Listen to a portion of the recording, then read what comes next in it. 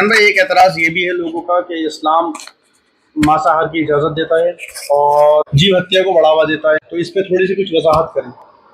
जी, आमतौर पर ये सवाल पूछा जाता है और खासकर ईद के मौके पर ज्यादा होता है कि इस्लाम में मांसाहार की इजाजत दी गई है और लोग इसको जीव हत्या से भी जोड़ते हैं, एनिमल क्रूरल्टी से भी जोड़ते हैं। देखिए, सिर्फ इस्लाम में ही मांसाहार की इजाजत नहीं दी गई है, बल्कि दुनिया की 80% से ज्यादा आबादी जो है मांसाहार का सेवन करती है। और शाकाहार जो है विश्व पटल के ऊपर कोई एक व्यवहारिक विचारधारा नहीं है। बहुत सारे कंट्रीज ऐसे हैं जहां पर बहुत ज्यादा बर्फ पड़ने की वजह से खेती बाड़ी पॉसिबल नहीं है, तो वहां क्या ऑप्शन, वहां सिर्फ मांसाहार का ऑप्शन रहता है। जी बिल्कुल, वहां पर लोग मांसाहार के जरिए सर्वाइव कर सकते हैं। कुछ कंट्रीज ऐसे हैं जहां पर साग सब्जियां बहुत ज्यादा महंगी होती हैं, दालें सब्जियां वगैरह, तो वहां के सिर्फ अमीर लोग ही इन चीजों को खरीद पाते हैं या खा पाते हैं। इसके अलावा बहुत सारे कंट्रीज ऐसे हैं कि वहां पर तो उन्होंने जो समुद्री जीव होते हैं उनको शाकाहार में शामिल करते हैं। तो इसके अलावा भी अगर आप देखें तो इंसान की रचना भी ऊपर वाले ने, अल्लाह ने इस तरह से की है कि वो दोनों ही चीजों को खा सकता है, मांसाहार का भी सेवन कर सकता है, शाकाहार का भी। जबकि अगर आप देखेंगे जो शाकाहारी जीव होते हैं वो शाकाहार के अलावा मांसाहार का सेवन नहीं कर सकते। एक बकरी को अगर आप खाने के लिए मांस देंगे तो वो बकरी कभी उस मांस को नहीं खा पाएगी, और अगर जबरदस्ती आप उसे खिला भी दें तो वो उसको पचा नहीं पाएगी। उसका डाइजेस्टिव सिस्टम जो है, उसका पाचन तंत्र जो है, वो इस प्रकार से ऊपर वाले ने, ईश्वर ने बनाया है कि वो सिर्फ शाकाहार का ही सेवन कर सकता है।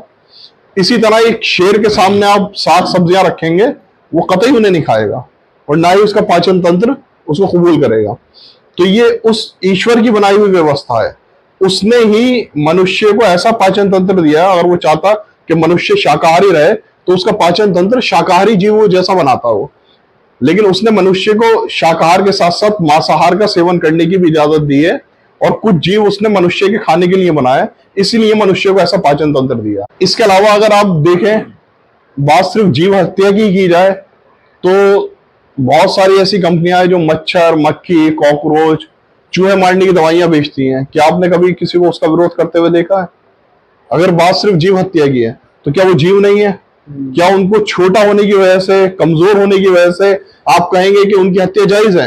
ये तो ऐसी ही बात हो गई कि आप कहें अगर किसी ने किसी छोटे बच्चे की, 3 महीने के बच्चे की, 2 महीने के बच्चे की हत्या कर दी, तो आप कोर्ट में ये दलील देंगे कि वो छोटा बच्चा था, वो कोई जवान आदमी नहीं था, तो जज साहब इसको सजा मत दीजिए। बल्कि उल्टा आप ये कहेंगे कि वो मासूम था, कमजोर था, वो रेसिस्ट भी नहीं कर सकता था, विरोध भी नहीं कर सकता था, अपनी हिफाजत भी नहीं कर सकता था, इसको तो डबल सजा देना चाहिए।